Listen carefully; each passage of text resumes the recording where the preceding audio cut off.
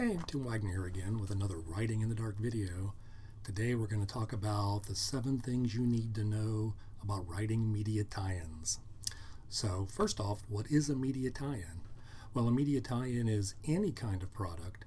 In our case, we're talking about a book, but it could be a game, it could be a coloring book, it could be an action figure that is based on an existing media property that somebody else owns. So it could be something like a TV show, like Supernatural. I've written tie-ins for them. Movie, like Alien, did a tie-in for them too. And this one I got a novella in. It's Wendigo Tales, but it's based on a role-playing game. So I've done movies, TV shows, role-playing games, computer games too. Tie-ins for those. What a tie-in isn't, it's not fan fiction. There's a lot of elements that are the same. You're working with established properties, but for media tie-in fiction, you are hired by a publisher. For in case of books, case of fiction, you are hired by a publisher who has a license from the IP holder. And IP is intellectual property. So, for example, when I do a Supernatural book, the publisher has a contract with the Supernatural people to do X amount of books, say 5. Then Titan Books goes out, that's the publisher. They go out and look for 5 authors to do these books. I'm one of them. I'm hired by the publisher. I don't have the same kind of freedom fan fiction people do. You can do anything you want in fan fiction. You can have people from different worlds meet. You could have Ghostbusters and the guys from Supernatural fighting a threat. You can have all kinds of weird love stuff that goes on, all kinds of weird relationships, and headcanon, and all kinds of things in fan fiction. You are stuck with whatever rules exist for the property. You know, you can't have good guys turn bad. You can't have bad guys turn good. Doing things they would not normally do in the comics or the movies or the TV shows or whatever. Okay, so how do you get a tie-in gig? Well, the first thing you got to do is be a published novelist, and traditionally published. The reason why I say traditionally published is because publishers want to see that you can work toward a deadline, you can work with an editor, you can take notes in terms of revisions, because this book that you're doing is one that you're doing in collaboration with others. And if you are an indie writer and you do everything yourself, you've got nothing to demonstrate collaboration. The other thing about it too is that you don't have to have the world's greatest track record as a novelist. I mean, you don't have to be a world bestseller or anything, but you should show some consistency too. So usually they're looking for people that have published more than one novel. Could be small press, but they're probably looking for people that have published with at least, kind of medium press in terms of mass market and stuff like that. So one of the things about outlines, if you get a gig, they are sold on pitches and then outlines. Pitches is a short description of your idea. An outline is a fuller, step-by-step breakdown of your idea, development of your idea. I had a gentleman not too long ago send me an email, and he had already written an Alien novel, and he wanted to know, how does he get it published? And I had to say, there's no way in the world this will ever be published. I say it as nicely as I possibly could, because the way that it works, the Alien novel I did, they asked me to pitch ideas. I pitched several. I worked very closely with the editor on my pitch. The pitches themselves were submitted to Fox, because that's who owned the rights at the time. I think they still do.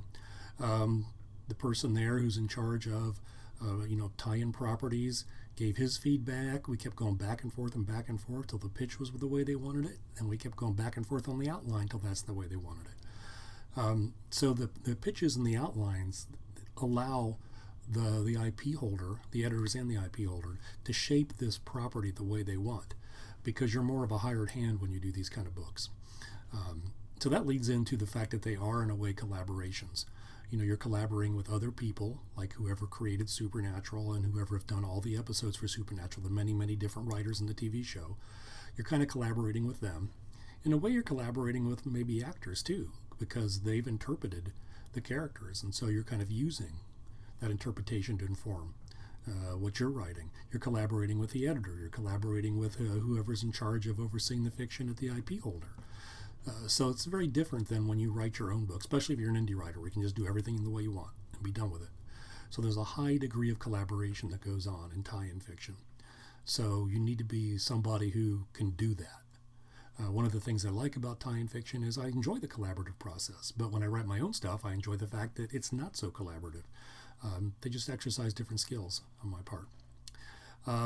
So media tie-in stuff is work for hire. And what that means is that work for hire is you are paid to do a job, the end.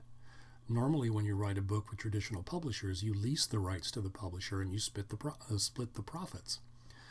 Still your book, but you are sharing the profits with the publisher because they are packaging it, promoting it, distributing it for a wider audience. They're doing that work. That's what they bring to the table. You don't get to share in the profits for tie-in fiction because you don't own Aliens, you don't own Supernatural, you don't own Star Trek. You are just hired to write this book. You get X amount of dollars for the book, however much it is. It's not a ton, but in general, the advances are fairly decent. Small, mid-level advances, whatever, but I mean, they're decent in general. But that's it. You don't see any more money after that. And the book isn't yours. It is theirs. The studio owns it. The publisher doesn't own it. The studio owns it. They own all the rights to it. If you create original characters in this book, they could theoretically take those characters and put them in the movie, a TV show, a comic, or whatever the original property is, because they own everything that you put into that book. And that's just the nature of work for hire. And all media tie-in is like that. And that's something you have to be willing to do. For me, it's worth it because it's fun. I really enjoy writing different kinds of stories and exercising different muscles when I do media tie-in stuff. But I know that it's not my book, it's the publisher's book. Tie-ins often have short deadlines. That's another thing you need to know. I did a movie novelization not too long ago. It was my fourth one, and I had like 3 weeks to do it. Usually you get a little more time. You might get a couple months or 3 months, but the publisher usually has very strict timetables for when these projects need to be done, often in consultation with the IP holder, because if a movie comes out on a certain date, your book comes out usually the next week. So there's no spoilers out there. The novelizations come out a week later, and it needs to be a week later. So you have to get your manuscript done in a certain amount of time. So you need to be somebody who can write quickly and cleanly the first time, so it doesn't require a ton of revision.